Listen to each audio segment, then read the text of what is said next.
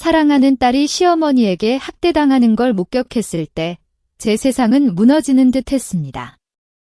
더 충격적인 건 남편 지훈마저 제게 배신을 저질렀다는 사실이었습니다. 그는 우리 공동 재산이 담긴 통장을 훔쳐 달아나려 했습니다. 저는 더 이상 물러설 수 없었습니다. 오랫동안 준비한 제 카드를 내밀었습니다. 그들은 결국 제가 준비한 대가에 무릎 꿇을 수밖에 없을 것입니다. 이야기가 마음을 울렸다면 구독과 댓글로 당신의 도시를 알려주세요. 저는 이지은입니다. 올해 60을 넘겼습니다. 자식을 잘 키워내면 이 생에 더 이상 미련은 없을 거라 생각했습니다. 하지만 어느 날 문득 깨달았습니다. 어떤 것들은 주기만 한다고 해서 반드시 되돌려받는 것이 아니라는 것을. 밤 11시, 어둠이 짙게 깔린 서울의 한 아파트 단지에 택시 한 대가 멈춰 섰습니다. 34살의 이지은, 저는 지쳐 있었습니다. 꼬박 사흘을 야근했습니다. 싱가포르 파트너와의 대형 계약은 성공적으로 마무리되었지만 그 대가는 몸과 마음의 극심한 피로였습니다. 오로지 집으로 달려가 사랑하는 딸 서아를 꼭 한번 안아주고 싶다는 생각뿐이었습니다. 집은 이상할 만큼 고요했습니다. 평소 같으면 시어머니 박선자 여사님께서 벌써 대문을 잠그고 주무실 시간이었죠. 어머님은 잠자리에 드는 시간에 대해 거의 엄격하다 싶을 정도로 철저하셨습니다. 조심스럽게 현관문을 열고 들어섰습니다. 거실 불은 환하게 켜져 있었고 그곳에는 제 딸 서아가 있었습니다. 8살 된 작은 아이, 김서아는 낡은 소파에 웅크리고 앉아 두 다리를 가슴에 꼭 끌어안고 있었습니다. 인기척에도 아이는 고개를 들지 않았습니다. 순간 제 심장이 쿵 하고 내려앉았습니다. 서아가 잠들어 있지 않았습니다. 아이의 눈은 빨갛게 충혈되어 부어 있었고 오른쪽 뺨에는 선명한 붉은 손자국이 깊게 남아 있었습니다. 마치 손바닥으로 맞은 듯한 자국이었습니다. 서아야, 이게 무슨 일이니? 이 시간에 왜 안 자고? 저는 황급히 달려가 아이 앞에 무릎을 꿇었습니다. 떨리는 손으로 아이의 뺨에 난 붉은 자국을 만져보았습니다. 여린 피부 아래로 뜨거운 열기가 느껴졌습니다. 서아가 고개를 들었습니다. 또다시 눈물이 왈칵 쏟아져 내렸습니다. 아이는 흐느끼며 간신히 말을 이었습니다. 엄마 이지은, 너무 무서웠어요. 무슨 일이니? 엄마한테 말해봐. 저는 아이를 세게 안아주었습니다. 짭짤한 눈물 냄새가 제 어깨를 적셨습니다. 차가운 분노가 제 혈관을 타고 퍼져나가기 시작하는 것을 느꼈습니다. 할머니가 때렸어요. 엄마의 서아는 공포에 질린 목소리로 흐느끼며 말을 더듬었습니다. 페파 피그 만화 보고 있었는데 숙제하는 걸 깜빡했어요. 영어 숙제?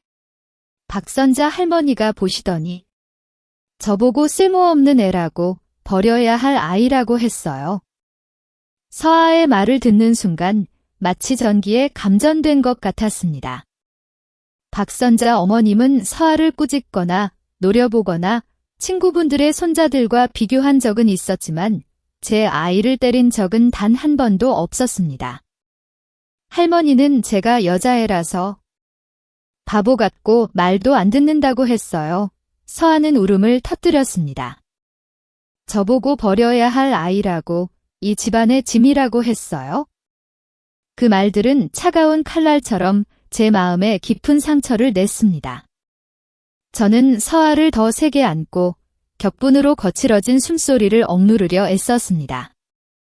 버려야 할 아이라니, 제 딸이, 착하고 똑똑한 제 딸이 버려야 할 아이라고? 저는 조심스럽게 아이를 소파에 눕히고 담요를 정성껏 덮어주었습니다. 서아야, 자렴. 엄마가 이 일 해결할게.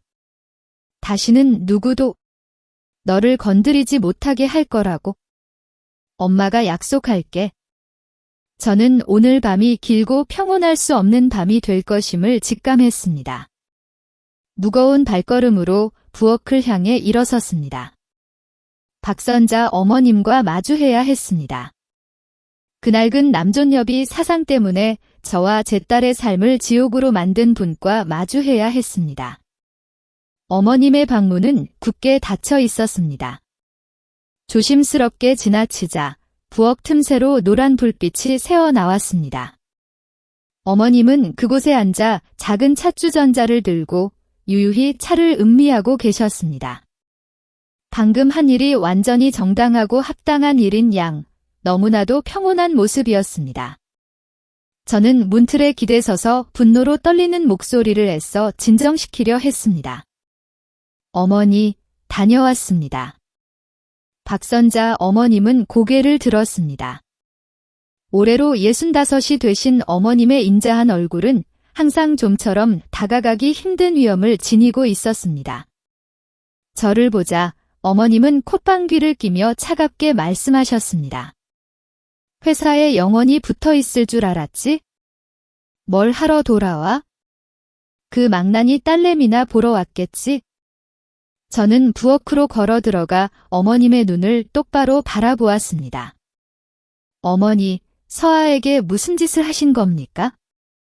박선자 어머님은 찻잔을 탁 소리 나게 내려놓았습니다.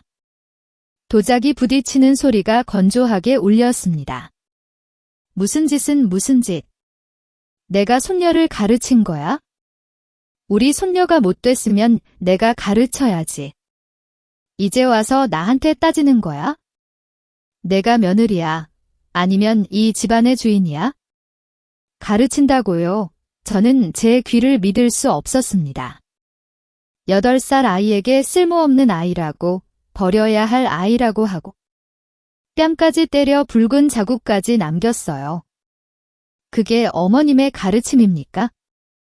박선자 어머님은 비웃듯이 입꼬리를 올렸습니다. 경멸의 미소가 얼굴에 번졌습니다. 걔는 그렇게 당해도 쌓은 애가 솔직히 말해줄게. 딸이란 건 쓸모없는 존재야. 자식이라고 아들 하나 낳아주지도 못했으면 됐지.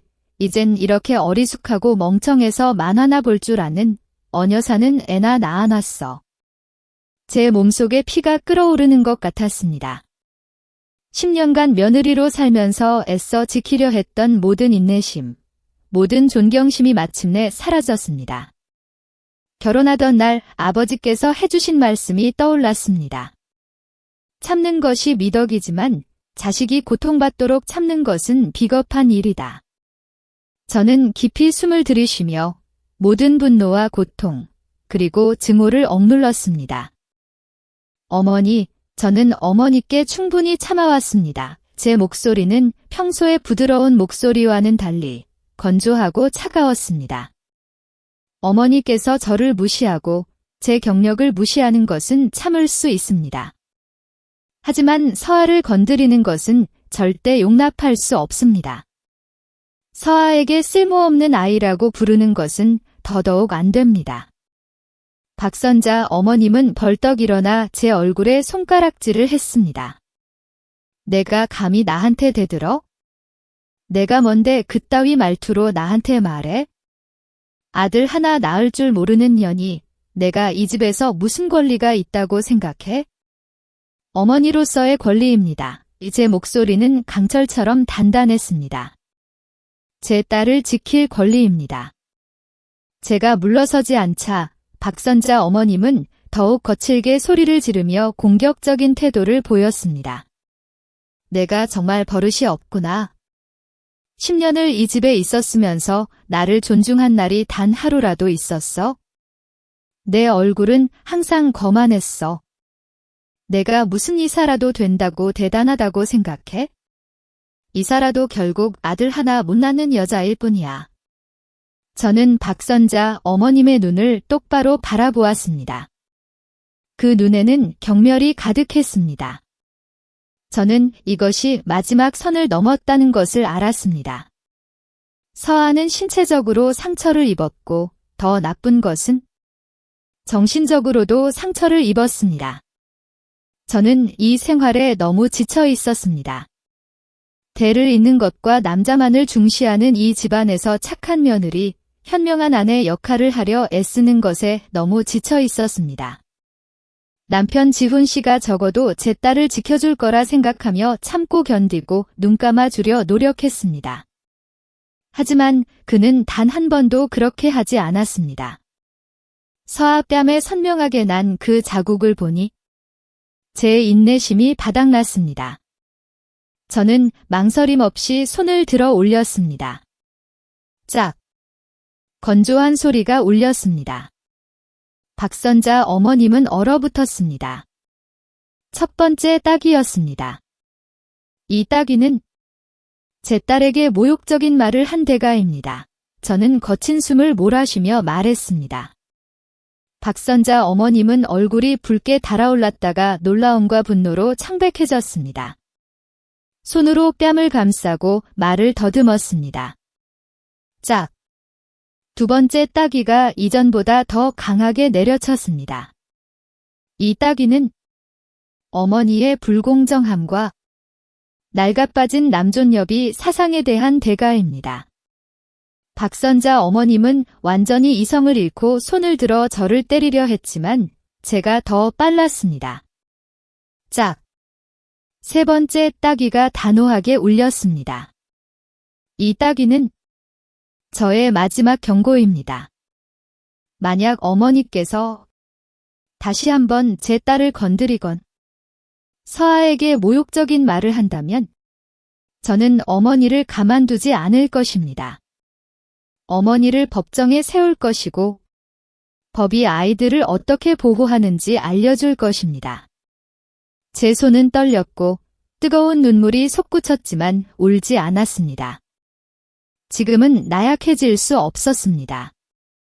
저는 자존심 강했던 시어머니 박선자 여사를 바라보았습니다. 그녀는 멍한 얼굴로 서 있었고 억울함에 눈물을 흘리고 있었습니다. 박선자 어머님은 쉽게 포기할 사람이 아니었습니다. 그녀는 극도로 증오에 찬 눈빛으로 저를 바라보았습니다. 내 인연, 내가 감히 시어머니를 때려? 이 망나니 같은 년. 네, 저는 망나니입니다. 저는 한 글자 한 글자 힘주어 말했습니다. 하지만 적어도 저는 제 아이를 지킬 줄 아는 어머니입니다. 어머니께서는 오늘 밤 서아에게 한 일과 오늘 밤 받은 일에 대해 깊이 생각해 보십시오. 저는 뒤돌아 서아의 방으로 향했습니다. 지금은 제 딸과 함께 있어야 했습니다. 뒤에서 박선자 어머님의 흐느끼는 소리가 들렸습니다. 억울하고 고통스러운 울음소리였지만 그것은 뉘우침의 울음소리가 아니었습니다. 방으로 들어가자 서아는 깊이 잠들어 있었습니다. 저는 아이 옆에 눕고 품에 안았습니다. 익숙한 딸아이의 머리카락 냄새가 제 마음속 폭풍을 어느 정도 진정시켜 주었습니다. 저는 이제부터 사소한 말다툼이나 참고 넘어가던 눈총 같은 것은 없을 것이라는 것을 알았습니다. 저는 시어머니와 이 집안 전체에 공식적으로 선전포고를 한 것입니다. 그리고 저는 결코 후회하지 않을 것입니다. 저는 어떤 대가를 치르더라도 제 아이를 지킬 것입니다. 눈을 감자 제 머릿속에는 단호한 결심이 떠올랐습니다. 만약 지훈 씨가 내 편에 서지 않는다면 나는 떠날 것이다. 서아가 학대받거나 무시당하지 않는 건강한 삶을 살 수 있도록 딸과 함께 떠날 것이다. 밤 1시쯤 차가 대문 밖에서 멈추는 소리가 들렸습니다. 지훈 씨의 발소리가 집 안으로 들어섰습니다. 그는 엄마가 여전히 흐느끼고 있는 부엌으로 곧장 향했습니다. 듣지 않아도 지훈 씨가 무슨 말을 할지 알 수 있었습니다. 그는 저를 책망하고 엄마에게 사과하라고 요구할 것이며 박선자 어머님의 잘못된 행동을 변명할 것입니다. 저는 타협 없는 대결을 준비했습니다. 제 최후 통첩은 이미 제 머릿속에 준비되어 있었습니다. 박선자 어머님의 흐느낌은 마침내 잦아들었고 대신 지훈 씨의 분노에 찬 고함 소리가 들렸습니다. 그는 원래 효심 깊은 아들이었지만 그의 효심은 때때로 맹목적인 것이 되어 저를 올가매는 족쇄가 되었습니다. 저는 딸아이 방을 나왔습니다. 거실 불은 여전히 환하게 켜져 있었고 박선자 어머님의 울다 부은 얼굴과 지훈 씨의 극도로 환한 얼굴을 선명하게 비추고 있었습니다. 그가 뒤돌아 문가에 서 있는 저를 보자 그의 눈빛은 저를 삼켜버릴 듯 했습니다. 이지은, 지금 무슨 짓을 한 거야? 응, 지훈 씨가 으르렁거렸습니다. 그는 한 번도 저에게 그런 목소리로 말한 적이 없었습니다. 내가 감히 내 엄마를 때려? 내가 무슨 짓을 하는지 알아? 나는 밤낮 없이 일하는데 집에 와서 이런 꼴을 봐야 해? 저는 거실로 걸어 들어가 그들 모자 앞에 서서 무서울 만큼 침착한 거리를 유지했습니다. 저는 지훈 씨의 눈을 똑바로 바라보았습니다. 두려움이나 후회는 전혀 없었습니다. 저는 해야 할 일을 했습니다. 지훈 씨, 제 목소리는 낮고 차가웠습니다. 당신은 저를 탓하기 전에 당신의 어머니가 제 딸에게 무슨 짓을 했는지 먼저 물어야 합니다. 지훈 씨가 그의 엄마 쪽을 돌아보자 박선자 어머님은 즉시 더 크게 울며 아들의 팔을 잡았습니다. 지훈아, 이 이지은이 엄마한테 무슨 짓을 했는지 좀 봐. 엄마 뺨을 3대나 때리고 엄마가 서아를 한 번만 더 건드리면 엄마를 죽여버릴 거라고 했어. 법정에 세울 거라고 협박도 했어. 지훈. 이지은, 엄마 말 들었어.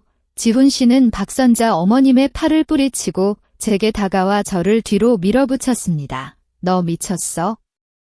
엄마는 그냥 아이를 조금 가르친 것뿐이야. 엄마는 어른이고 옳고 그름을 알아. 내가 아내이고 며느리인데 감히 시어머니에게 손을 대? 그런 무례한 버릇은 어디서 배웠어? 저는 미동도 하지 않았습니다. 제 눈빛은 흔들림이 없었습니다. 가르친다고요? 뺨에 붉은 자국이 남도록 아이를 때리고 쓸모없는 아이라고 버려야 할 아이라고 부르는 게 가르침입니까? 당신은 서아방에 들어가 아이 얼굴을 보긴 했습니까? 서아가 얼마나 두려워하는지 알기나 합니까? 지훈 씨는 잠시 멈칫했지만 분노가 곧 그 혼란을 덮어버렸습니다. 아이가 잘못했으니까 맞은 거지? 내가 늦게 들어와서 아이를 돌보지 않아 숙제를 못하게 했잖아. 엄마는 그냥 일시적으로 화가 난 것뿐이야. 내가 엄마로서 아이 편을 들어주지는 못할 망정, 오히려 내 엄마를 때려? 어머니가 일시적으로 화가 났다고요. 저는 쓰디쓴 비웃음을 흘렸습니다. 당신은 지난 1년 가까이 당신 어머니가 제 딸에게 무슨 말을 했는지 압니까? 당신 어머니가 아이를 어두운 방에 몇 번이나 가뒀는지 알기나 합니까? 서아가 할머니의 모욕적인 말들에 얼마나 시달렸는지 아십니까? 내 어머니는 연세가 많으시고 생각이 좀 구식이야.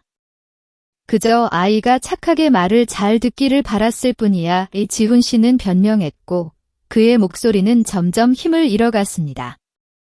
당신은 직장 다니는 사람이니 집에서 아이를 돌보는 어머니가 얼마나 힘든지 이해해야 해. 그냥 어머니께 죄송하다고 한마디만 하면 모든 일이 끝날 텐데. 꼭 이렇게 일을 크게 만들어야 해? 지훈 씨의 그 말은 마치 끓어오르는 물에 기름을 붓는 것 같았습니다. 사과.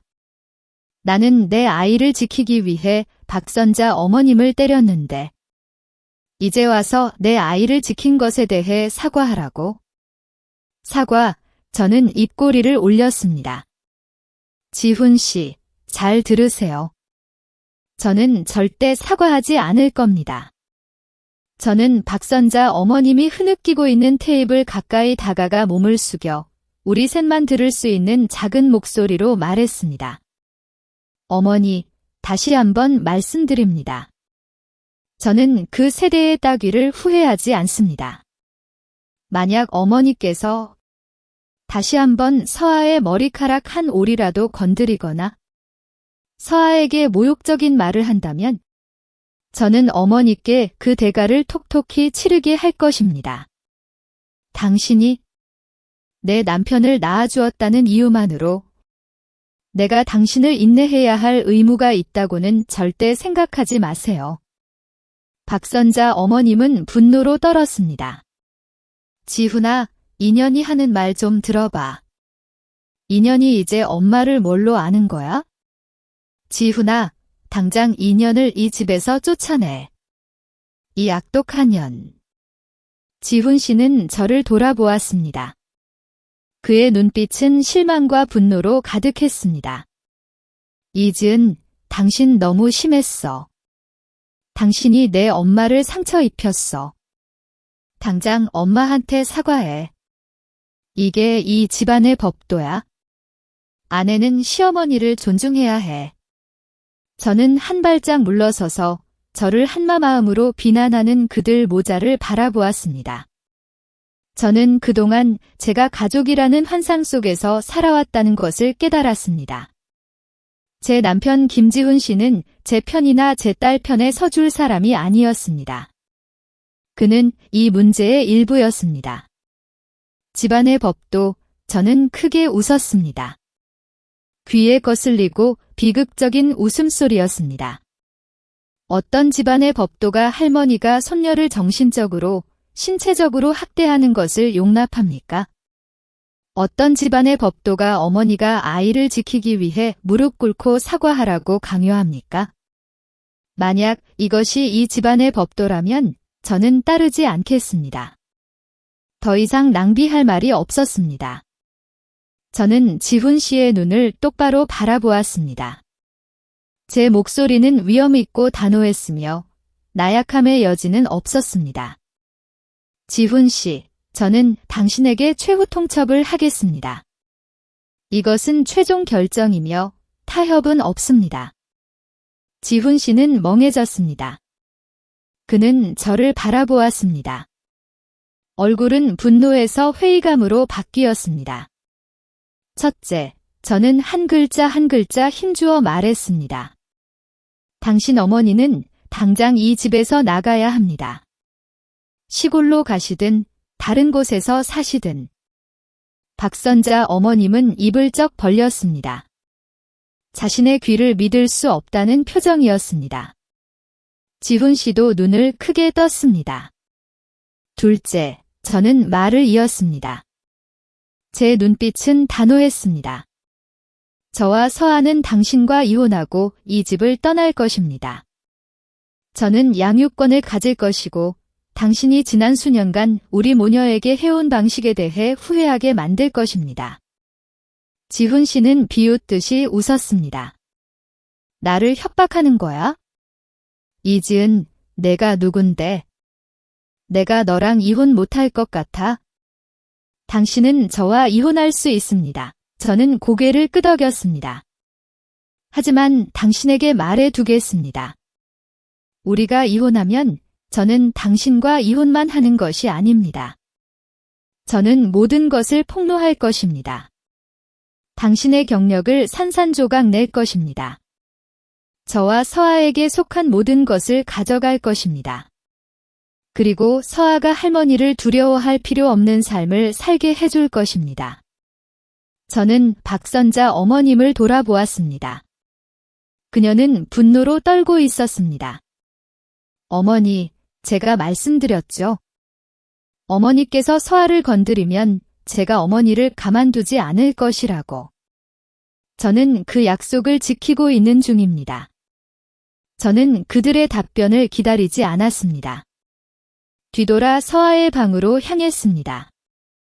문을 닫고 걸쇠를 잠갔습니다. 이 집에서 한 번도 해본 적 없는 행동이었습니다.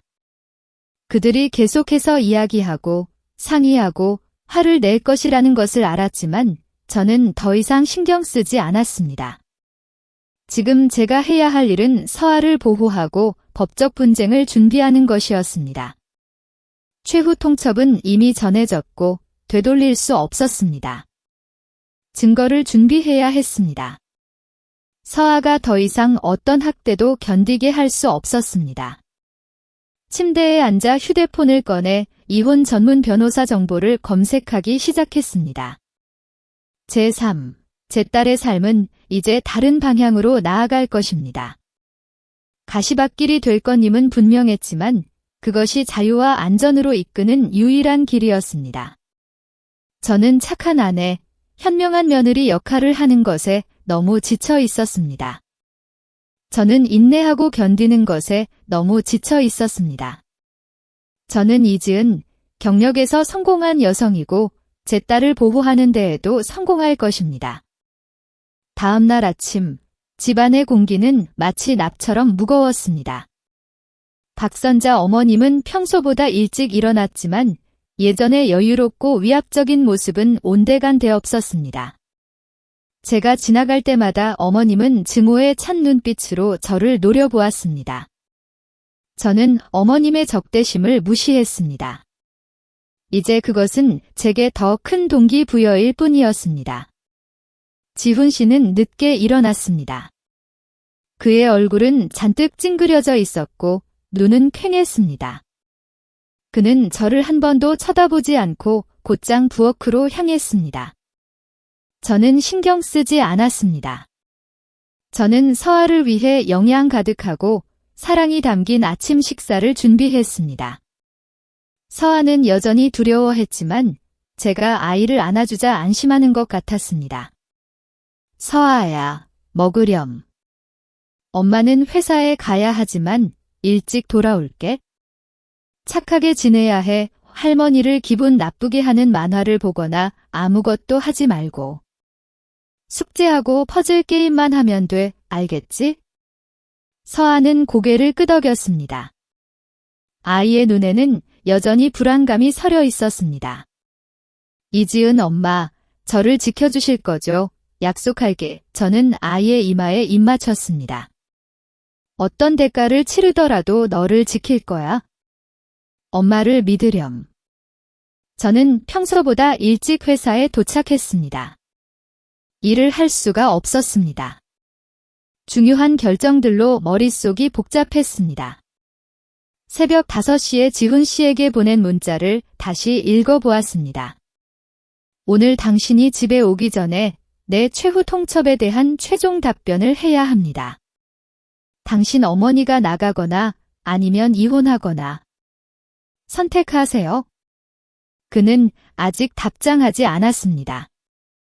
정오쯤 제 어머니에게서 전화가 걸려왔습니다. 어머니는 제게 전날 밤의 이야기를 듣고 울음을 터뜨리셨습니다. 이지은아, 내가 잘했어. 엄마는 내 딸과 손녀가 더 이상 고통받는 걸 볼 수 없어.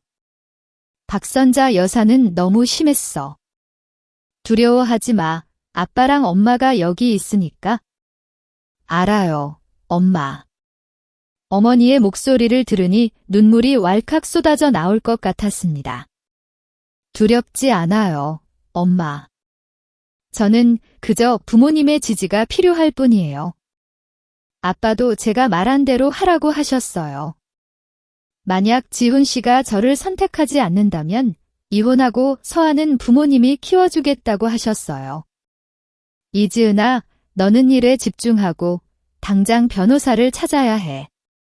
부모님의 말씀을 들으니 엄청난 힘이 솟아나는 것을 느꼈습니다. 저는 마케팅 이사였습니다. 시장에서 수많은 크고 작은 경쟁자들과 싸워왔습니다. 시어머니의 가혹함과 남편의 무관심 앞에서 무너질 수는 없었습니다. 근무 시간 마지막 무렵, 지훈 씨에게서 문자가 왔습니다. 오늘 밤 우리 이야기 좀 하자. 엄마는 며칠 동안 시골에 가서 마음을 진정시키기로 했어. 저는 그것이 그저 시간 끌기라는 것을 알았습니다. 지훈 씨는 제가 화를 가라앉히고 어젯밤 일을 잊고 모든 것이 원래대로 돌아가기를 바랄 것입니다. 며칠이 아니라 영원히입니다. 저는 차갑게 답장했습니다. 만약 당신이 그렇게 할 수 없다면 오늘 밤 저는 친정으로 갈 것입니다. 문자를 보낸 후 저는 회사 근처의 한 법률 사무소로 곧장 향했습니다. 법률 상담이 필요했습니다. 수동적으로 당하고 있을 수는 없었습니다. 저는 강은정 변호사를 만났습니다. 날카로운 눈빛과 단호한 목소리를 가진 중년 여성이었습니다. 제가 모든 이야기를 들려주자 변호사는 고개를 끄덕였습니다. 이지은 씨, 당신은 잘못하지 않았습니다. 당신은 그저 아이를 보호하고 있을 뿐입니다. 문제는 법원이 아이의 안정성을 우선시한다는 것입니다. 뺨의 자국뿐만 아니라 정신적인 학대에 대한 증거도 필요합니다. 시어머니의 욕설을 녹음하거나 가능하면 영상을 찍을 수도 있습니다. 가장 중요한 것은 아이의 심리 검사를 받는 것입니다. 따님 서아의 심리적 상처에 대한 증거는 큰 이점이 될 것입니다. 강은정 변호사의 조언은 제 마음속에 시원한 바람처럼 불어왔습니다. 저는 무엇을 해야 할지 알았습니다. 증거를 수집해야 했습니다. 저는 밤 8시에 집으로 돌아왔습니다. 지훈 씨의 차가 마당에 세워져 있었습니다. 서아는 방에서 잠들어 있었습니다. 저는 거실에서 마주보고 앉아있는 지훈 씨와 박선자 어머님을 보았습니다. 낡은 수첩 하나가 그들 사이에 놓여 있었습니다. 지훈 씨는 지치고 혼란스러워 보였고 박선자 어머님은 여전히 불쾌한 태도를 유지하고 있었습니다. 이지은, 돌아왔어. 지훈 씨가 말했습니다. 그의 목소리에는 더 이상 분노가 없었고 대신 피로가 묻어 있었습니다. 엄마는 며칠 동안 시골에 가서 마음을 진정시키기로 했어. 봐, 내가 잘 정리했으니 더 이상 일을 크게 만들지 마. 며칠이라니요. 저는 차갑게 웃었습니다. 지훈 씨, 제가 영원이라고 말했습니다. 당신이 무슨 짓을 하려는지 모른다고 생각하지 마세요. 당신은 시간을 벌고 제가 양보하기를 원하겠지만 저는 당신에게 말해두겠습니다. 저는 더 이상 예전에 인내심 많은 여자가 아닙니다. 박선자 어머님이 끼어들었습니다. 그녀의 목소리는 분노로 떨렸습니다. 내가 또 뭘 원하는 거야? 이지은, 내가 시골에 가야만 했는데 내가 피해를 입었는데 나보고 영원히 사라지라는 거야? 네, 어머니. 저는 박선자 어머님을 똑바로 바라보았습니다. 어머니는 이 집에서 나가야 합니다. 그렇지 않으면 내일 당장 저는 이혼 소송을 제기할 것입니다. 그리고 이혼할 때 어머니가 서아에게 저지른 학대에 대한 모든 증거를 사용할 것입니다. 어머니의 고향이라는 그곳에서도 어머니는 평온할 수 없을 것입니다. 지훈 씨는 벌떡 일어섰습니다. 그는 제 손을 잡으려 했지만 저는 물러섰습니다. 이지은, 그만해. 엄마는 연세가 많으신데 어떻게 엄마를 그렇게 대할 수 있어? 나는 우리 엄마가 그렇게 모욕당하는 것을 볼 수 없어. 그럼 선택하세요. 지훈 씨, 저는 마지막 도전을 던졌습니다. 당신 어머니를 선택할 겁니까? 아니면 저와 당신 딸을 선택할 겁니까? 당신 딸을 학대한 낡은 사상을 가진 여자를 선택할 겁니까? 아니면 당신과 함께 경력을 쌓아왔고 당신의 피부치인 당신의 아내와 딸을 선택할 겁니까? 지훈 씨는 멍해졌습니다. 그는 그의 엄마를 바라보고 저를 바라보았습니다. 그의 눈에는 갈등이 서려 있었습니다. 자신을 낳아준 사람과 평생을 함께할 여자 사이에서 선택할 수 없는 남자의 무력감이었습니다. 나는 우리 엄마를 집에서 쫓아낼 수 없어. 당신 너무 잔인해. 이지은, 지훈 씨가 소리쳤습니다. 네, 저는 잔인합니다. 저는 그 비난을 받아들이며 고개를 끄덕였습니다. 저는 잔인한 어머니입니다. 당신이 결정했다면 저도 결정했습니다. 저는 서화방으로 발길을 돌렸습니다. 옷장을 열고 모녀의 짐을 싸기 시작했습니다. 큰 가죽 가방에 서화와 제게 필요한 몇 벌의 옷과 중요한 서류들을 대충 쑤셔 넣었습니다. 지훈 씨가 방으로 따라 들어왔습니다. 그는 제 손을 잡았고 그의 목소리에는 애원이 가득했습니다. 이지은, 진정해. 우리 부부잖아. 이야기할 수 있어. 무슨 이야기를 해요? 지훈 씨. 저는 그의 손에서 제 손을 뿌리쳤습니다. 당신은 제 딸을 지킬 수 없습니다. 당신은 낡은 사상에서 벗어날 수 없습니다. 당신은 이미 당신 엄마를 선택했고 저는 서아를 선택했습니다. 저는 가방을 들고 아직 잠들어 있는 서아를 안고 방을 나왔습니다. 지훈 씨는 그곳에 서서 저를 막을 엄두를 내지 못했습니다. 거실을 지나칠 때 박선자 어머님은 증오와 두려움이 섞인 눈빛으로 저를 바라보고 있었습니다. 저는 아무 말도 하지 않고 그저 어머님을 똑바로 바라보고 걸어 나갔습니다. 집을 나와 미리 불러둔 택시에 올랐습니다. 차가 움직이자 저는 10년간 애써 가꿔온 그 집을 다시 돌아보았습니다. 그 집은 이제 더 이상 따뜻한 보금자리가 아니라 감옥이었습니다. 친정 부모님께 전화를 걸었습니다. 아빠, 엄마, 저 지금 가고 있어요. 아버지께서 대답하셨습니다. 걱정이 가득했지만 단호한 목소리였습니다. 오렴. 아빠 엄마가 우리 모녀를 기다리고 있단다. 안심하고 오렴. 우리 집은 항상 너를 환영한단다. 저는 서아를 품에 꼭 안았습니다. 아이는 여전히 깊이 잠들어 있었습니다. 눈물이 흘러내렸지만 그것은 나약함의 눈물이 아니라 해방의 눈물이었습니다. 이제부터는 혼자 싸워야 할 것임을 알았지만 더 이상 두렵지 않았습니다. 제게는 제 딸 서아와 부모님의 지지가 있었습니다. 이혼 전쟁은 이제 막 시작된 것입니다. 다음 날 아침, 저는 친정집에서 잠에서 깼습니다. 지난 며칠간의 긴장 후에 찾아온 보기 드문 평온함이었습니다.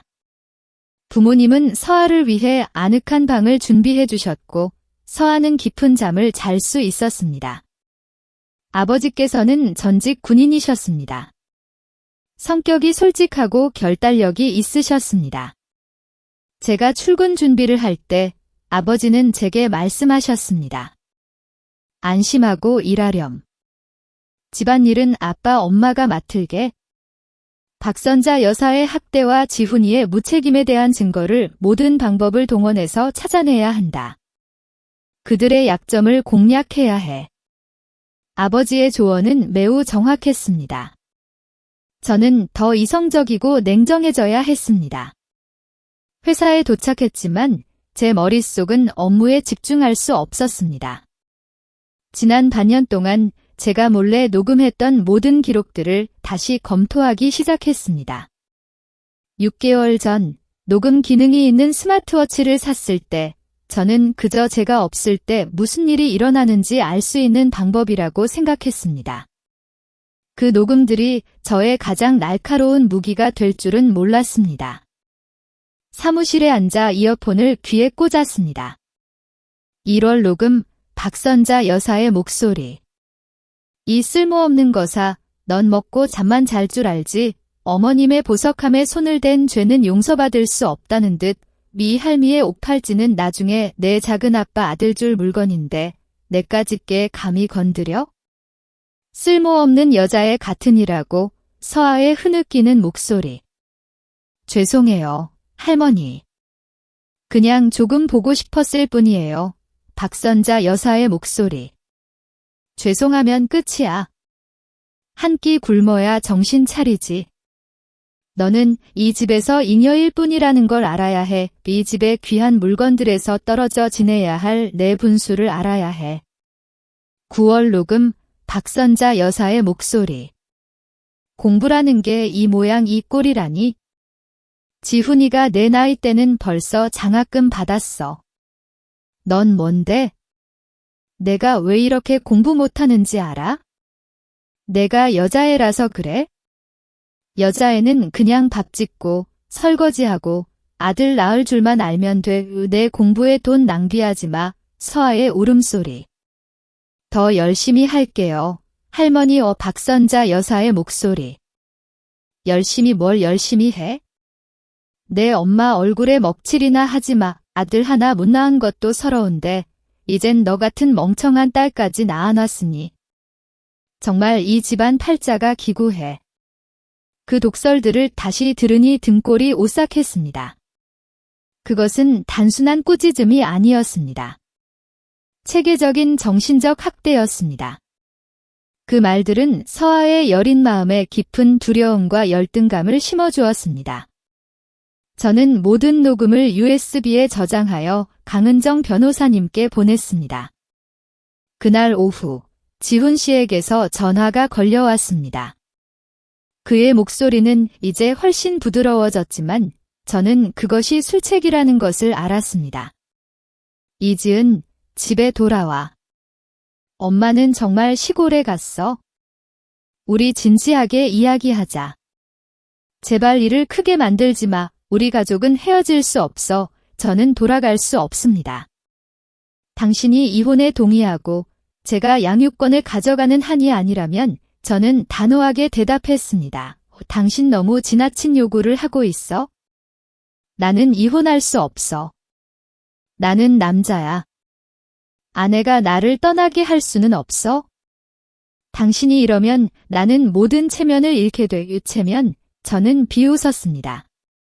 쓰디쓴 웃음이었습니다. 당신은 당신 딸의 안전과 행복보다 당신의 체면을 더 중요하게 생각하는군요. 오늘 밤 우리 당신 회사 근처 카페에서 만나요. 마지막으로 이야기하고 싶어요. 증거도 가지고 있습니다. 지훈 씨는 마지못해 동의했습니다. 밤 8시, 저와 지훈 씨는 마주보고 앉았습니다.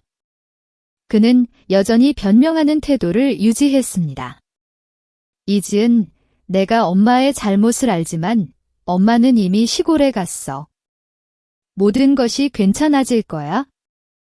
당신이 돌아오면 엄마가 서아에게 심한 말을 하지 않도록 하겠다고 약속할게.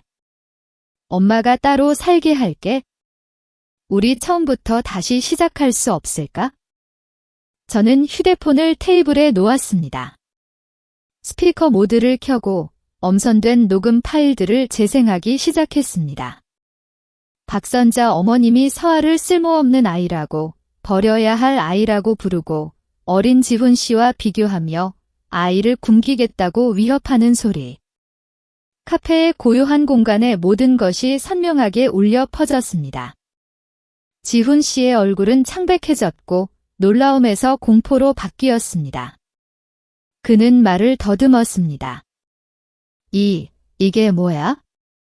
너 엄마를 언제부터 녹음했어? 반년 전부터요. 저는 그를 차갑게 바라보았습니다. 잘 들었습니까, 지훈 씨? 이게 당신 어머니가 당신 딸을 사랑하고 가르치는 방식입니다. 저는 충분히 참았습니다. 당신 어머니가 무슨 짓을 했는지 이제 알겠습니까? 아직도 변명하고 싶습니까? 지훈 씨는 얼굴을 테이블에 파묻고 두 손으로 머리를 감싸 쥐었습니다.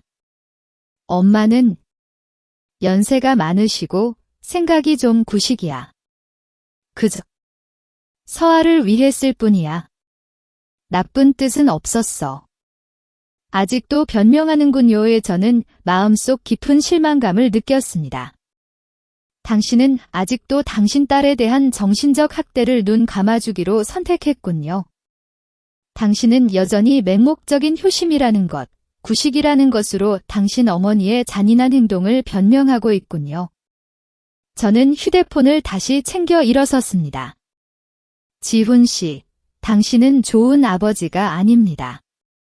그리고 저는 당신이 원하는 아내도 아닙니다. 저는 충분한 증거를 가지고 있습니다. 내일 당장 이혼 소송을 공식적으로 제기하고 양육권을 청구할 것입니다. 마음의 준비나 하세요. 지훈 씨가 제 손을 잡았습니다. 그의 눈빛에는 패닉이 가득했습니다. 이지은, 이러지 마. 우리가 이혼하면 내 명예, 내 회사에 큰 영향을 미칠 거야. 나는 모든 것을 잃게 될 거야. 당신은 딸이 상처받는 것보다 당신의 명예를 잃는 것을 더 두려워하는군요. 저는 경멸이 섞인 목소리로 물었습니다. 역시 내 생각대로군요. 당신은 서아의 아버지가 될 자격이 없습니다. 저는 그의 손을 뿌리치고 뒤돌아섰습니다. 녹음 증거가 지훈 씨를 충격에 빠뜨렸지만 그것만으로는 그가 모든 것을 포기하게 만들기에 충분하지 않다는 것을 알았습니다. 저는 더 많은 것을 해야 했습니다. 그의 배신에 대한 증거가 필요했습니다. 집으로 돌아오는 길, 저는 오늘 아침 제가 짐을 챙길 때 지훈 씨 방에서 보았던 장면이 떠올랐습니다. 그의 베개 밑에서 샤넬 43번 립스틱을 보았습니다. 제 립스틱이 아니었습니다. 어젯밤 그의 셔츠에서 나는 향수 냄새도 제 것이 아니었습니다. 오래전부터 의심했지만 믿고 싶지 않았습니다. 이제는 더 이상 눈 감아주지 않기로 결심했습니다. 그가 더 이상 좋은 남편이 아니라면 저는 그 진실에 가장 용감하게 맞서야 했습니다. 외도 증거를 수집해야 했습니다. 저는 차를 돌려 편의점으로 향했습니다. 샤넬 43번 립스틱이 필요했습니다. 그 여자가 누구인지 알아야 했습니다. 친정으로 돌아오자 배신감에 대한 생각들로 마음이 무거웠습니다. 제가 가져온 작은 가방에는 서아와 제 옷 몇 벌과 함께 편의점에서 구입한 샤넬 43번 립스틱이라는 이상한 물건이 들어 있었습니다. 오늘 아침 지훈 씨 셔츠깃에서 보았던 희미한 립스틱 자국과 의심스러울 정도로 일치했습니다. 그날 밤 서아가 잠든 후 저는 부모님과 함께 앉았습니다. 지훈 씨와의 만남, 녹음 기록, 그리고 저의 외도 의심에 대해 이야기했습니다. 어머니 김미영 여사님은 한숨을 쉬셨습니다. 남자들이 다 그렇지 뭐. 내가 성공했다고 해서 내 맘대로 할 수 있다고 생각하지? 옛날에 내 아빠도 시어머니 때문에 아주 혼났단다. 내 시할머니도 남존여비 사상이 강해서 처다들을 못 낳았다고 항상 엄마를 노려봤단다. 아버지 이준호 씨는 아내의 말을 끊으셨습니다. 그의 목소리는 낮았지만 단호했습니다. 여보, 옛날 이야기는 그만합시다. 이지은아, 아빠 말 들어라. 아빠는 내 딸이 고통받는 것을 볼 수 없어. 너는 마케팅 이사이고 똑똑하고 당당한 아이야. 지훈이에게 의지할 필요 없어. 아빠는 내가 이혼하는 것을 지지한다. 이준호 아버지는 제 어깨에 손을 얹으셨습니다. 그의 눈빛은 애정으로 가득했습니다. 아빠는 옛날에 내 시할머니가 엄마에게 심한 말을 많이 했던 것을 기억한단다. 한 번은 할머니가 엄마가 귀한 옛날 그릇을 깼다고 쓸모없는 아이라고 했을 때가 있었지. 아빠는 엄마 편에 섰다. 어머님, 죄송합니다만 어머님께서 제 아내에게 다시 그런 말씀을 하시면 저는 집에서 나가겠습니다. 그 이후로 시할머니는 더 이상 지나치게 굴지 않으셨단다. 아버지께서는 의미심장한 눈빛으로 저를 바라보며 말을 멈추셨습니다. 아빠는 내 엄마를 보호했어? 이제 내 차례다. 너는 너 자신과 내 딸을 보호해야 해. 양보하지 말고 두려워하지 마. 당장 변호사를 찾아야 해. 저는 감동하여 울음을 터뜨렸습니다. 부모님의 지지는 무한한 힘의 원천이었습니다. 아빠, 강은정 변호사님은 이미 만났어요. 변호사님 조언대로 할 거예요. 다음 날 아침, 저는 강은정 변호사님께 전화하여 더 자세한 논의를 위해 약속을 잡았습니다. 강 변호사님, 저는 녹음 증거를 가지고 있습니다. 이제 외도 증거가 필요합니다. 제 남편이 동료 이수민 씨와 외도했다고 의심합니다. 그녀는 샤넬 43벌 립스틱을 사용합니다.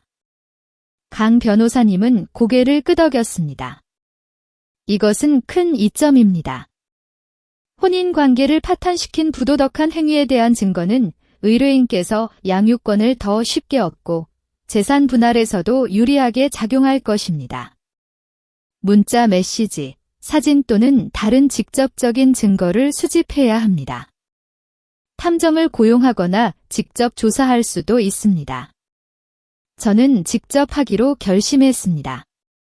지훈 씨에게는 집에서 사용하던 낡은 노트북이 하나 있었고, 그는 종종 소셜미디어와 이메일 계정에서 로그아웃하지 않는 습관이 있다는 것을 알았습니다.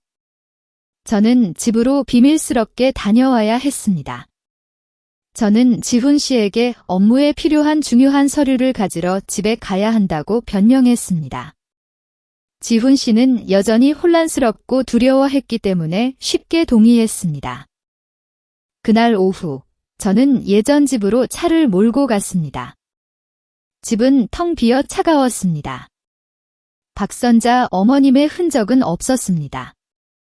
저는 곧장 침실로 들어갔습니다. 지훈 씨의 낡은 노트북은 여전히 책상 위에 있었습니다. 노트북을 켰습니다. 예상대로 지훈 씨는 아직 지메일 계정에서 로그아웃하지 않았습니다. 저는 수백 개의 이메일을 훑어보았고 마침내 부인할 수 없는 증거들을 찾아냈습니다. 이수민이라는 계정과 주고받은 일련의 이메일, 내용은 업무에 관한 것이 아니었습니다. 이수민이 지훈 씨에게 보냈습니다. 2주 전, 우리 옛 아지트 아직 기억나세요? 오늘 오후에 그리로 오세요. 기다리고 있을게요. 실망시키지 않겠다고 약속해요. 내 사랑 지훈 씨가 답장했습니다. 갈게. 너무 보고 싶어. 걱정 마. 아내가 출장 중이라 아무도 모를 거야. 사랑해. 그 말들을 읽자 제 손은 떨렸습니다. 눈물은 흐르지 않았지만 가슴속에는 고통이 죄어들었습니다. 이 배신은 감정적인 배신일 뿐만 아니라 제게 큰 모욕이었습니다. 저는 모든 이메일을 빠르게 스크린샷으로 찍어 휴대폰에 저장하고 강은정 변호사님께 보냈습니다. 뒤지던 중 저는 문득 강은정 변호사님의 조언이 떠올랐습니다. 아이의 심리 검사를 받는 것이 중요합니다. 따님 서아의 심리적 상처에 대한 증거는 큰 이점이 될 것입니다. 저는 다음으로 무엇을 해야 할지 알았습니다. 서아를 치유해야 했습니다. 저는 빠르게 노트북을 닫고 집을 나섰습니다. 다음 날 아침, 저는 서아를 데리고 신뢰할 수 있는 아동심리 상담 클리닉으로 향했습니다. 심리상담사 김은주 씨는 부드럽고 이해심 깊은 눈빛을 가진 여성이었습니다. 그녀는 서아와 간단한 질문으로 대화를 시작한 후 아이에게 그림을 그리도록 권유했습니다. 서아는 그림을 그렸습니다. 그 그림에는 큰 집이 있었는데 그 집은 불타고 있었고 붉은 불꽃이 활활 타오르고 있었습니다. 집 옆에는 작은 소녀가 곰 인형을 꼭 안고 있었고 소녀 뒤에는 커다란 검은 그림자가 있었습니다. 서아야, 이 그림에 대해 선생님께 이야기해 줄 수 있을까? 김은주 선생님이 물었습니다. 서아는 흐느꼈습니다. 이 집은 제 집이에요.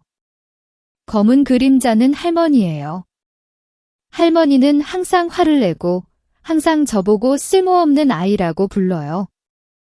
토끼는 제 친구예요. 저는 그 집에서 도망치고 싶어요. 서아가 진료실에서 잠이 들자 김은주 선생님은 걱정스러운 표정으로 저를 돌아보셨습니다. 이지은 씨, 솔직히 말씀드려야겠네요. 따님은 불안 장애를 겪고 있습니다. 장기간의 정신적 학대로 인해 심각한 심리적 상처를 입었습니다. 아이는 열등감, 두려움의 징후를 보이며 어른들을, 특히 할머니를 회피하려는 경향이 있습니다. 이 상태가 지속되면 아이의 인격 발달에 영향을 미칠 것입니다. 김은주 선생님은 서아의 상태에 대한 상세한 보고서와 심리치료 계획서를 제게 건네주셨습니다. 이 보고서는 의뢰인께서 가지고 계세요. 시어머니의 학대에 대한 가장 강력한 증거가 될 것입니다. 그리고 이지은 씨, 당신도 강해져야 합니다. 아이는 당신을 필요로 합니다. 저는 서류철을 꽉 안았습니다. 눈물이 주르륵 흘러내렸습니다. 저는 더 이상 단 한순간도 지체할 수 없다는 것을 알았습니다. 이 결혼 생활을 끝내야 했습니다. 서아를 위해서, 그리고 저 자신을 위해서. 제 딸이 두려움과 열등감 속에서 자라게 하고 싶지 않았습니다. 서아가 자신은 가치 있는 사람이고 엄마가 어떤 대가를 치르더라도 자신을 지켜줄 것이라는 것을 알게 하고 싶었습니다. 저는 강은정 변호사님께 전화를 걸었습니다. 제 목소리는 결심으로 가득했습니다. 변호사님, 또 증거와 딸아이의 심리보고서를 모두 가지고 있습니다. 당장 이혼 절차를 진행하고 싶습니다. 양육권도 가져올 것입니다. 강은정 변호사님은 제 말을 지지하는 목소리로 대답했습니다. 잘하셨습니다. 이지은 씨, 제가 즉시 서류를 보내드리겠습니다. 당신은 매우 용감했습니다. 이제 함께 싸웁시다. 창밖을 내다보자 밝은 햇살이 비추고 있었습니다. 제 삶은 이제 새로운 페이지로 접어들 것입니다. 억압도, 배신도 없고 오직 사랑과 존중만 있는 페이지로. 저는 더 이상 두려워하고 인내하는 여자가 아니었습니다. 저는 이지은, 엄마이자 딸의 행복을 위해 싸우는 여성이었습니다. 다음 날 저는 병원으로 차를 몰고 갔습니다. 암병동의 분위기는 정말 무거웠습니다. 지훈 씨가 복도에 멍하니 앉아 있는 것을 발견했습니다. 그의 얼굴에는 피로와 불안감이 가득했습니다. 그가 저를 보자 지훈 씨는 일어서서 감사하는 눈빛으로 저를 바라보았습니다. 이지은, 와줬어. 서아와 책임감 때문에 온 것뿐입니다. 저는 대답했습니다. 어머니는 어떠세요? 의사 선생님이 최종 검사 결과가 나와야 수술할 수 있다고 하셨어. 지훈 씨가 조용히 말했습니다. 엄마는 주무시고 계셔. 미열이 있고 많이 힘들어 하셔. 저는 병실로 들어갔습니다. 박선자 어머님은 그곳에 누워 계셨습니다. 그녀의 얼굴은 초췌했고 눈은 움푹 들어가 있었습니다. 평소에 위압적이고 거만한 모습은 온데간데 없었습니다. 그녀는 정말 연약하고 가여워 보였습니다. 저는 말없이 어머님을 바라보며 서 있었습니다. 이 고통이 어머니의 잘못을 깨닫게 할까? 아니면 여전히 그낡고 독단적인 사상을 고수할까? 저는 제가 이혼을 유예한 것이 양보가 아니라 시험이라는 것을 알았습니다. 저는 이 절박한 상황에서 지훈 씨와 박선자 어머님이 변할 수 있을지, 가족의 진정한 가치를 깨달을 수 있을지 보고 싶었습니다. 저는 지훈 씨에게 아무 말도 하지 않고 병실을 나왔습니다. 우유 한 팩과 과일 몇 개를 남겨두었습니다. 그곳에 오래 머무를 수 없다는 것을 알았습니다. 저는 서아에게 돌아가야 했습니다. 제 딸은 그 어느 때보다 저를 필요로 했습니다. 병원을 나서자 제 마음속에는 복잡한 감정들이 뒤섞여 있었습니다. 여전히 화가 나고 분했지만 이제는 약간의 연민이 스며들어 있었습니다. 앞으로의 여정이 길고 험난할 것임을 알았지만 저는 모든 것에 맞설 준비가 되어 있었습니다. 저는 무너지지 않을 것입니다. 다시는 제 딸이 어떤 고통도 겪게 하지 않을 것입니다. 저는 서아를 지킬 것이고 저 자신의 자유와 행복을 되찾을 것입니다. 그 후 며칠 동안 저는 제 경계를 굳건히 지켰습니다. 지훈 씨의 집으로 돌아가지 않았고 아내 역할도 다시 하지 않았습니다. 저는 단지 환자를 돌보는 친척으로서 병원에 갔을 뿐입니다. 저는 여전히 일에 집중하고 서아를 돌보았습니다. 친정집에서 직접 만든 보양식을 박선자 어머님께 가져다 드리며 선의를 표현했습니다. 어느 날 저녁, 저는 박선자 어머님께 향긋한 닭고기 연자죽 한 그릇을 가져다 드렸습니다. 지훈 씨는 약을 사러 간 참이었습니다. 저는 병상 옆에 앉아 잠들어 있는 박선자 어머님을 바라보았습니다. 그녀의 얼굴에는 피로와 고통이 가득했습니다. 밤 10시쯤 박선자 어머님은 고열이 나기 시작했습니다. 그녀는 혼잣말을 중얼거렸습니다. 저는 황급히 수건을 가져와 그녀의 이마를 닦아주었습니다. 의식이 혼미한 상태에서 박선자 어머님은 저를 깜짝 놀라게 하는 말들을 하기 시작했습니다. 때리지 마세요. 제발요. 아들 낳을게요. 쓸모없는 아이라고 부르지 마세요. 박선자 어머님의 목소리는 가늘었지만 두려움으로 가득했습니다. 여보, 그만 때려요. 너무 아파요. 제발요, 저를 쓸모없는 아이라고 부르지 마세요. 아들을 낳아줄게요. 약속할게요. 저는 완전히 멍해졌습니다. 박선자 어머님, 그 독단적이고 강인하며 항상 저와 서아를 모욕하던 분이 과거에는 학대의 피해자였다니. 시어머니에게 맞고 남편에게 학대당하며 딸을 낳았다는 이유만으로 쓸모없는 아이라고 불렸습니다. 제 손에 쥐어있던 박선자 어머님의 손이 떨렸습니다. 저는 박선자 어머님이 타고난 악인이 아니라는 것을 깨달았습니다. 그녀는 대대로 이어져 온 고통의 순환의 산물이었습니다. 그녀는 학대당하고 모욕당했고 힘을 가졌을 때 그녀는 무의식적으로 자신이 겪었던 바로 그 잔인한 행동들을 저와 서아에게 되풀이했습니다. 저는 그곳에 앉아 의식이 혼미한 박선자 어머님을 바라보았습니다. 제 마음속에는 갑자기 복잡한 감정이 솟아올랐습니다. 그것은 용서가 아니라 깊은 이해였습니다. 그때 지훈 씨가 병실로 돌아왔습니다. 그는 제가 엄마의 이마를 닦아주고 있고 제 얼굴에는 깊은 생각에 잠긴 표정이 가득한 것을 보았습니다. 엄마는 어때? 지훈 씨가 조용히 물었습니다. 그의 얼굴에는 걱정이 서려 있었습니다. 엄마는 고열이야. 의사 선생님 불러. 저는 조용히 말했습니다. 엄마가 혼잣말을 했어? 옛날에 시어머니에게 맞고 당신 아버지에게 학대당하며 첫아들을 낳지 못했다고 쓸모없는 아이라고 불렸다고 말했어. 지훈 씨는 멍해졌습니다. 그의 얼굴에는 고통이 역력했습니다. 이 이야기는 저도 어렴풋이 들었을 뿐이에요. 아버지가 일찍 돌아가셔서 잘 몰랐어요. 이것이 고통의 순환입니다. 지훈 씨의 저는 그를 바라보았습니다. 당신 어머니는 상처를 받았고 그 상처를 당신에게 전했습니다. 당신은 눈 감아주었고 아내와 자식을 보호하지 않았으며 무의식적으로 그 학대의 일부가 되었습니다. 지훈 씨는 의자에 앉아 길게 한숨을 쉬었습니다. 미안해, 이지은. 내가 너무 무관심했어. 저에게 사과할 필요 없습니다. 저는 대답했습니다. 당신 딸에게 사과해야 합니다.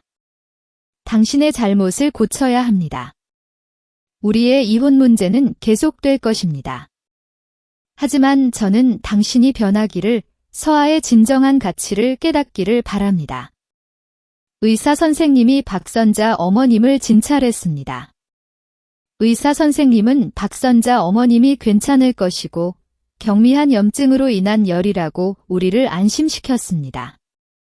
저는 병상 옆에 다시 앉아 깊이 잠든 박선자 어머님을 바라보았습니다. 제 마음은 여전히 이혼 결정을 굳건히 지키고 있었지만 박선자 어머님의 과거에 대한 이해가 제 마음속 분노를 어느 정도 진정시켰습니다. 저는 제가 강력하게 끊어내지 않으면 저 또한 두 번째 박선자 어머님이 되어 이 고통을 서아에게 전할 것이라는 것을 깨달았습니다.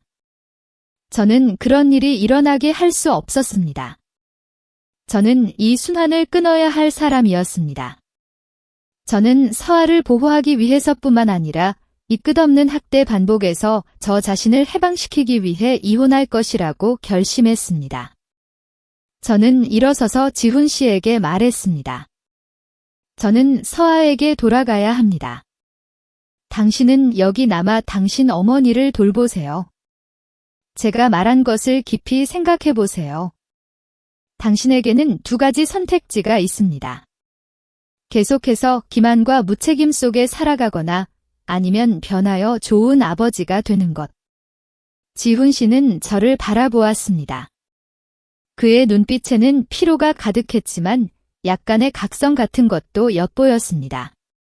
생각해 볼게, 이지은. 약속해. 저는 병원을 나와 그 무거운 분위기에서 벗어났습니다. 신선한 공기를 깊이 들이마셨습니다. 그 어느 때보다 강하다고 느꼈습니다. 저는 혼자가 아니었습니다. 제게는 서아와 부모님이 있었습니다. 저는 무너지지 않을 것입니다. 친정으로 차를 몰고 갔습니다. 서아를 품에 안고 아이에게 속삭였습니다. 내 사랑. 너는 엄마에게 가장 소중한 아이야. 엄마는 아무도 너를 아프게 하지 못하게 할 거야. 이제부터 저는 저 자신의 자유를 위해 싸울 뿐만 아니라 한 세대의 치유를 위해 싸울 것이라는 것을 알았습니다. 이지은 씨의 결정에 대해 어떻게 생각하시나요? 만약 당신이라면 다른 선택을 했을까요? 여러분의 생각을 댓글로 자유롭게 나눠주세요. 저는 언제나 하나하나 소중히 읽어봅니다. 이 이야기가 여러분에게 어떤 생각이나 감정을 불러일으켰다면 잊지 말고 좋아요를 눌러주시고 분명 감동받을 것이라 생각하는 분들과 공유해주세요. 그리고 다음 이야기의 비밀을 놓치지 않으려면 조용한 응보 채널을 구독해주세요. 다음 이야기에서 만나요. 그리고 혹시 압니까? 다음번에는 바로 당신이 그 조용한 응보의 주인공이 될지.